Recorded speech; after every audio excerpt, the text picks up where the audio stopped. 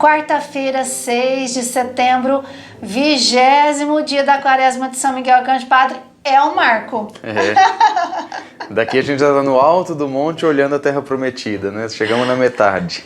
Então tamo aí, vamos, que agora, eu acho que agora é subida, Padre? Não sei. Não é que a primeira metade é tão fácil assim, né? Então vamos, se é subida, se é descida, não interessa.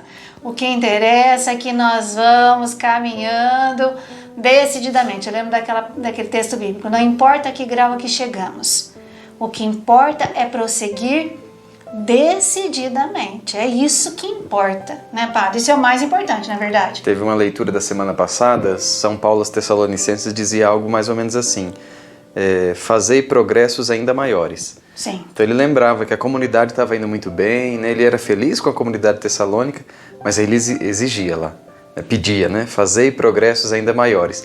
Se o coração não é generoso, já vai entrar na murmuração. Nossa, mas o tanto que eu já faço, tem que fazer mais ainda. Lembra a palavra de Deus, fazei progressos ainda maiores, né? Se você está progredindo, você conseguiu perceber algum progresso na sua vida espiritual de quando começou a Quaresma até agora? Já deixou algum vício, algum mau hábito, ficou para trás? Você já sente sua vida assim, renovada? Talvez não tenha alcançado aquela graça que pediu lá, a gente já falou um pouquinho sobre isso. Mas você já avançou um pouquinho na virtude, no bem, né? Então já é parte da vitória isso, verdade, né? É verdade. Então a gente olha para a palavra de Deus, fazei progressos ainda maiores. Não, então eu não posso me satisfazer só com isso. Deus espera mais de mim. E eu tenho aí metade de uma quaresma ainda para poder alcançar mais graças, mais bens espirituais, né? Mais força. Então vamos avante, não desanima não. Talvez retomar alguma coisa que foi se perdendo pelo caminho, né?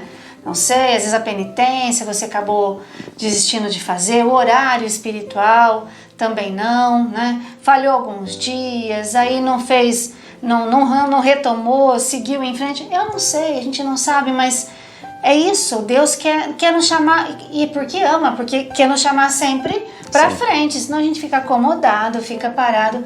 E isso é também uma outra grande armadilha, esse lado do demônio, né, Padre? Exato, colocar no nosso coração um comodismo ou um medo, né? Puxa, eu falhei, agora se eu voltar... Não tem nada disso, venha, retome, recomece. Então, sacramento da confissão é isso, né? Para a gente confessar e retomar, né? Onde nós paramos, pede perdão dos pecados e começa novamente. E essa é uma terceira arma dessa semana que a igreja nos oferece para nós irmos buscar. Sacramento da confissão eu tenho que buscar, ele não vem até mim, não é, Padre? Exato. E não existe outra forma que não seja buscando um sacerdote validamente ordenado, em comunhão com a igreja, para dizer seus pecados, arrependido deles, né? E aí receber o perdão. Assim, a gente sempre orienta, todo ano a gente fala da confissão na Quaresma, tanto na Quaresma em preparação para a Páscoa, mesmo porque é um dos mandamentos da igreja, né? Confessar-se ao menos uma vez por ano, e que seja pela Páscoa, por ocasião da Páscoa. Mas também na Quaresma de São Miguel a gente orienta a buscar a confissão, porque senão dá a impressão de que a gente está regando um terreno sem semente. Então está jogando água num terreno que não tem nada. Não vai... Se você se confessa, tira o estado do pecado mortal, tira o estado de inimizade com Deus que se instala na nossa alma, restaura o estado de graça, o estado da amizade com Deus, aí sim, tudo isso que você está fazendo na Quaresma, de penitências, de orações, isso vai frutificar. Né? Porque sem a confissão parece realmente que a gente está jogando água num terreno sem nada. Agora, quando a gente se confessa, esse terreno fica fértil, fecundo, cheio de sementes. Tudo isso que é virtude, que é graça de Deus, vai desabrochar, frutificar. A confissão faz toda a diferença. A gente sempre orienta em razão disso. E hoje até, propondo a confissão como uma arma espiritual, né?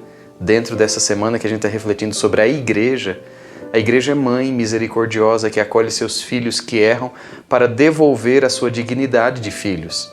É o que aconteceu com o filho pródigo. Saiu, gastou tudo, quebrou a cara, passou por uma situação deplorável, né, de até querer comer a comida que os porcos comiam e nem isso lhe davam. Foi aí que ele caiu em si e voltou. E lá estava o pai, né, para recebê-lo. Foi ao seu encontro, pediu que trouxessem roupa nova, sandália, devolveu o anel para o seu dedo, fez festa. Então essa é a imagem do filho arrependido, do filho da igreja que busca a mãe, né, o pai misericordioso, para poder ser acolhido e restabelecido na sua dignidade de filho. Aquele filho, aquele jovem do Evangelho perdeu tudo, menos a condição de filho. Isso nada nem ninguém tirou dele. É verdade. Ele continuou sendo filho, na miséria, lá na lama do chiqueiro, mas era filho. Então isso não foi tirado, foi manchado, mas não tirado. E aí quando ele volta ao pai, não foi o pai que foi lá buscá-lo, hein? Ele voltou até o pai o abraçou, o recebeu e o acolheu e fez festa. É preciso se alegrar porque esse meu filho, esse teu irmão que estava perdido, estava morto e tornou a viver, estava perdido e foi encontrado. Então o sacramento da confissão é essa segunda tábua de salvação. Os santos antigos chamavam assim o sacramento da confissão. Por quê? Porque o batismo perdoa pecados, né? Quando a gente é batizado, todo pecado é lavado. Uma criança, é claro que só tem o pecado original, que é herdado, não é cometido. Mas se uma pessoa é batizada na vida adulta, já grande, todos os pecados que ela tenha cometido são apagados. O batismo lava de todo o pecado. Então, a primeira tábua de salvação é o batismo. Agora a segunda, a gente só pode receber o batismo uma vez. A segunda é a confissão. E aí a gente busca a confissão tantas quantas forem as vezes necessárias. Um pecado me acusa a consciência já para o confessionário. Assim como um sintoma de uma doença, né, me assusta e eu logo corro para o médico, qualquer sinal de um pecado na minha alma deve me mover para o confessionário. E aí até unindo uma coisa com outra, a gente vai falar também sobre a importância do sacerdócio, né? Você pode ir buscar uma ajuda profissional, dependendo da situação, com um psicólogo, um terapeuta, um psiquiatra, claro que pode. Mas o perdão dos seus pecados você vai conseguir só no confessionário. Ah, mas é um padre, é um homem comedor de arroz e feijão que nem eu. Eu sei disso, mas foi esse homem que Deus escolheu para dar a ele o poder de perdoar pecados. A quem perdoardes os pecados, eles serão perdoados. Então, é mandamento, é instituição de Nosso Senhor. Por isso que é necessário que nós entendamos o valor da confissão, o perigo do pecado, né, da gente se habituar com ele. Então, a confissão é essa condição necessária para que o nosso estado de amizade com Deus seja restaurado, restabelecido, uma vez que foi quebrado pelo nosso pecado, pelo pecado dos nossos pais, herdado por nós, mas também pela atualização desse pecado que a gente faz o tempo todo, quando vira as costas para Deus, quando desobedece os mandamentos. Então é necessário que a gente entenda isso. Buscar a confissão. É um tribunal? Sim, né? Mas ali está um juiz divino, justo, e que nos perdoa. É o tribunal onde a gente entra e reconhece a culpa e sai absolvido. Mas é muito mais do que isso, é um hospital. O confessionário, mais que um tribunal, é um hospital, onde a gente entra ferido para sair curado. Vamos entender assim. E entender que quem está lá para curar, para julgar, para perdoar, é Deus, é o próprio Jesus, né? Na pessoa do sacerdote. Deus se utiliza daquela miséria humana para poder passar por ela a graça do seu perdão. Eu sempre imagino, acho que é São Bernardo essa imagem, um cano enferrujado por onde passa uma água cristalina. Então o padre é pecador também, reconheço, eu sou o primeiro a dizer isso. Se confessa também? Também, temos pecados, buscamos outro padre, a gente não se absolve no espelho, a gente busca outro padre para se confessar. Então somos sim um vaso de barro, carregamos um grande tesouro num vaso de barro, sim, reconheço isso. Mas nós somos esse cano enferrujado por onde passa a água cristalina da graça de Deus, sem que a água se contamine com a nossa ferrugem, entende? O sacramento da confissão, como todos os outros, não dependem da santidade do ministro que o celebra. Então o padre pode ser uma tranqueira, com o perdão da expressão, mas se ele absolve fazendo o que a igreja faz, aquela absolvição é válida. Pobre do padre, que não busca estar em estado de graça ou que viva de acordo com a sua vocação. Triste para ele, mas se você o buscou para receber a absolvição dos seus pecados, e ele te absolve fazendo o que a igreja sempre fez, com a mesma intenção da igreja, você está absolvido. Mas não depende só do padre. Não depende do padre, aliás, é a graça de Deus. Mas algumas condições do penitente são importantes a gente entender, tá? 3 coisas que o catecismo diz que o penitente precisa ter. Primeira, é a contrição. Em outras palavras, é o arrependimento. Não busque um padre para se confessar de um pecado do qual você não se arrepende. Ou que você já planeja na primeira oportunidade repetir. Se não existe arrependimento, não tem como existir perdão. Não é só uma fórmula mágica, eu disse o meu pecado, mas na primeira ocasião eu já vou fazer de novo. Se não existe arrependimento, não pode haver perdão. Então a primeira condição do coração do penitente é o arrependimento. A segunda condição é a confissão, né? Eu preciso falar. Não tem essa história de chegar diante do padre e dizer, padre, olha, eu não roubei, não matei, do resto eu fiz tudo. Isso não existe. Primeiro que tudo é muita coisa, né?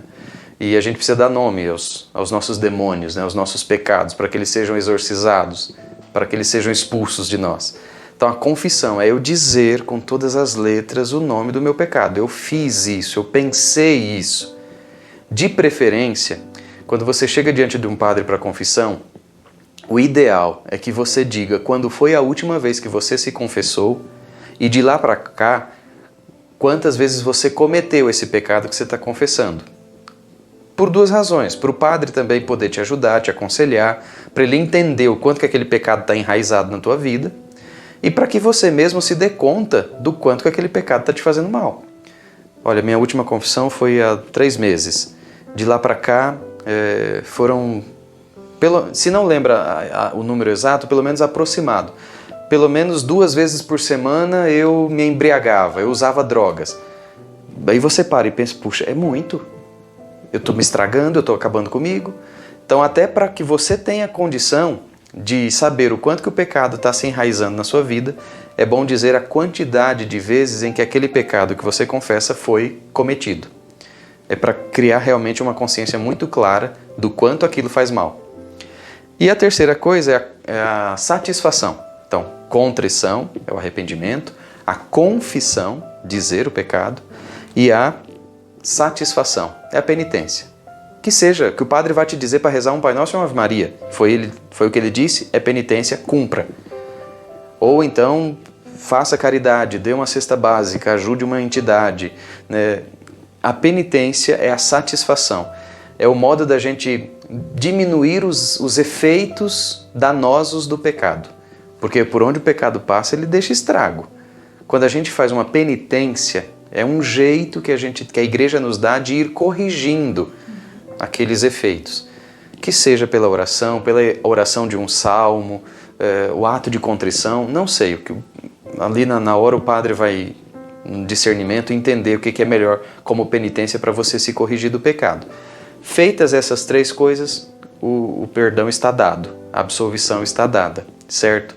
Não tem arrependimento, ou você não confessou, você escondeu um pecado. Esquecer é diferente, tá? Esqueci, foi perdoado. Escondi o pecado porque tive vergonha do padre, confissão inválida. Pecado escondido, pecado omitido não é pecado perdoado.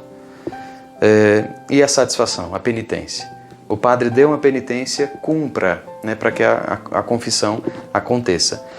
Então, independente da santidade do ministro, a graça de Deus acontece, mas é necessário que o coração do penitente tenha essas 3 atitudes: contrição, confissão e satisfação. Entendidos que o arrependimento, dizer o pecado e cumprir a penitência. Para entender o pecado, que às vezes a gente também nem sabe o que confessar, né? Uhum. Quando a gente vai fazer o exame de consciência, é bom que a gente procure por aquilo que é pecado. De que modo? Olha, a igreja diz que o pecado, para uma coisa, uma atitude, uma palavra, um pensamento, ser pecado, precisa ter matéria. Vou dizer depois o que é isso. Precisa ter consciência, né, e liberdade. Matéria. Bom, faltar a missa ao domingo é pecado? Bom, lá no 3º mandamento da lei de Deus está dizendo para guardar domingos e festas. Então, se eu faltei, isso é matéria de pecado. Está lá nos 10 mandamentos. A matéria para o pecado eu sei que é um daqueles mandamentos ofendidos, né? Ou infringidos. Então, se tem matéria grave, é pecado. Se tem consciência, é matéria grave e eu sei que é. Se eu não soubesse, a ignorância vem aí em meu favor, né? Mas eu sei que é. Então eu tenho consciência de que eu não posso faltar da missa, mas mesmo assim eu falto. Tem consciência e tem matéria, é pecado. Liberdade. Você quis faltar, ninguém te obrigou a faltar. Não foi por uma necessidade. Você não faltou da missa para cuidar de um doente. Você não faltou da missa para socorrer um pobre em necessidade. Você faltou da missa porque quis. Matéria, consciência e liberdade. Tem essas 3 coisas, é pecado. Falta uma delas, pode ser que o pecado seja leve, um pecado venial. Falta da missa sempre é pecado. Uma coisa é eu faltar da missa porque eu fui num churrasco com os amigos e não quis voltar para ir para a missa. Outra coisa bem diferente é eu faltar da missa porque eu preciso cuidar do meu pai doente que só tem a mim. Então, o pecado também tem o agravante e o atenuante. Agravante. A matéria do pecado é aquela. Eu fiz aquilo por besteira, por negligência, é agravante. Agora, eu fiz por necessidade, fui obrigado àquilo de algum modo, é um atenuante. Os pecados leves, os pecados veniais, são perdoados na missa. Quando você participa da missa, faz ali o ato penitencial logo no começo. Aliás, em vários momentos da missa a gente pede perdão a Deus, já percebeu? No ato penitencial a gente pede perdão, mesmo no glória a gente pede perdão. Deus Pai, tenha de piedade de nós. Lá no Cordeiro de Deus, antes da comunhão, a gente pede perdão. Então, naquelas horas em que a gente pede perdão, os pecados veniais são perdoados, não os pecados mortais. Os pecados mortais ou os pecados que têm agravante precisam da confissão, precisam de um padre ordenado que me ouça e me dê absolvição e uma penitência.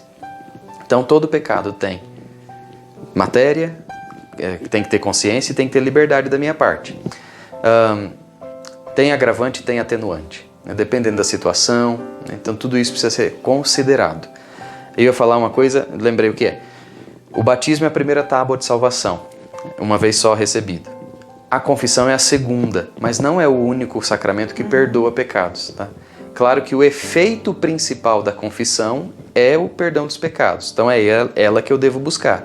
Mas outros sacramentos também perdoam pecados, como é o caso da própria Eucaristia, que eu acabei de dizer. Os pecados veniais são perdoados na Eucaristia.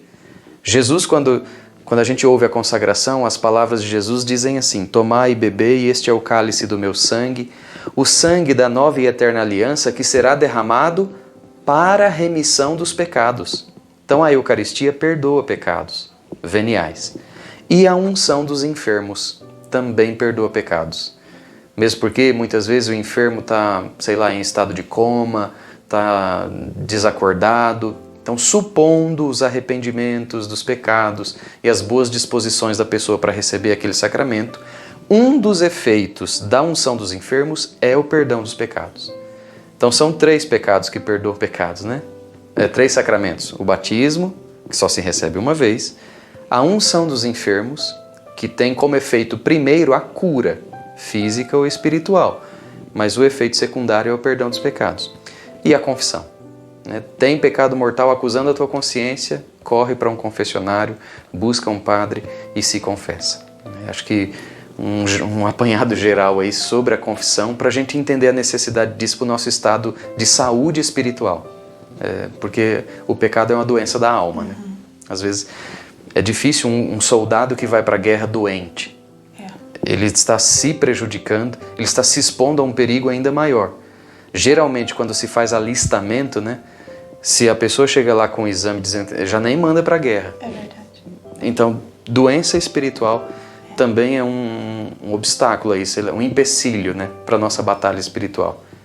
Você não está vencendo, talvez porque tem doença espiritual aí alojada na tua alma. Se livra disso primeiro, para depois se sentir mais fortalecido, não, mais... me fogem as palavras, mas mais preparado para lutar. Tá? Se é que existe algum pecado na tua vida, busca um sacramento da confissão para se livrar disso. Olha quanta coisa importante, né? Nós ouvimos, acho que vale até a pena ouvir de novo tudo isso que o padre disse. E eu pensava em uma coisa, padre, hoje muitas pessoas buscam, ao invés de procurar um padre, buscam um psicólogo. Lá nas terapias, o psicólogo vai ajudando a pessoa a descobrir situações que ela está vivendo que está prejudicando a vida dela. Às vezes é falta de perdão. Às vezes é algum vício ou alguma tendência. Às vezes a gula, às vezes o orgulho, a preguiça. E assim vai. E a pessoa ela fica ali só com o psicólogo, descobrindo e enxergando as suas feridas, mas ali não vai haver cura.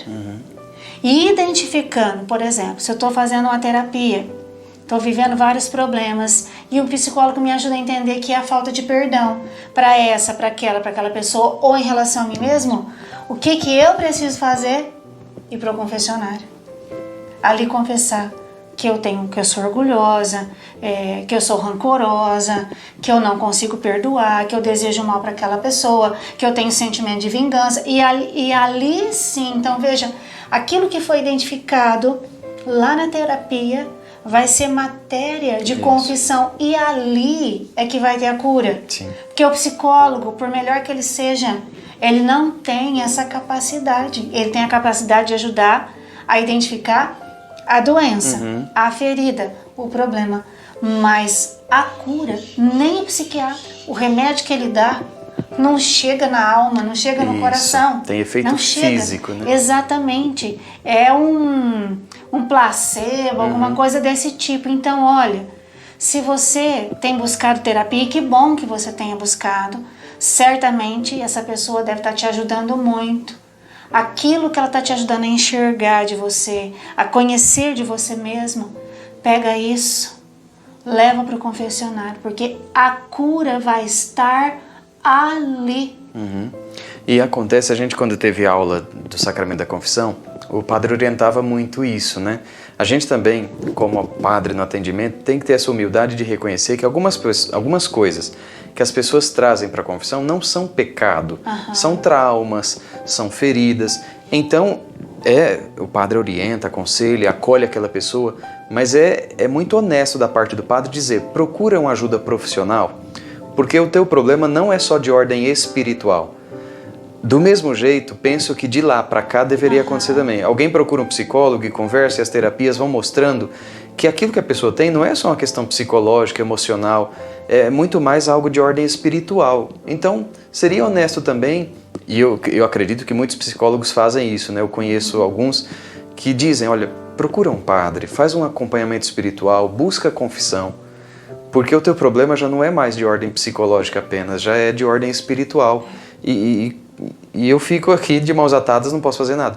Mas a absolvição, né, a orientação espiritual, tudo isso pode resolver. Então, do mesmo jeito que nós somos orientados a encaminhar as pessoas, quando a gente percebe que não é nada de ordem espiritual, procure um profissional, né? Acho que de lá para cá também deveria acontecer isso, né? E aí o cuidado da pessoa toda, né? Corpo, coração, mente e espírito. Então a gente tem que cuidar do ser humano integral. É muito importante a gente entender tudo isso para ter uma saúde completa, né? Não adianta um corpo sadio com uma alma em estado de putrefação, né? Então, quer dizer, que vantagem Maria leva? Então é importante que a gente entenda esse conjunto do ser humano. Ser humano é corpo, alma e espírito. Né? Coração, são sentimentos e tudo isso. A gente precisa estar em ordem o tempo todo com tudo isso, né?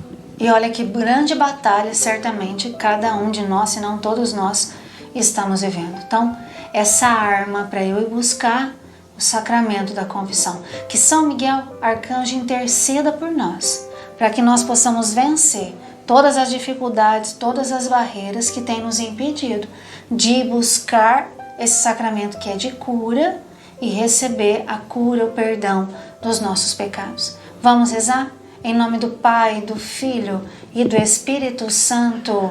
Amém. São Miguel Arcanjo, defendei-nos no combate. Sede nosso refúgio contra a maldade e as ciladas do demônio. Ordene-lhe Deus e instantemente o pedimos. E vós, príncipe da milícia celeste, pela virtude divina precipitai no inferno a Satanás e a todos os espíritos malignos que andam pelo mundo para perder as almas.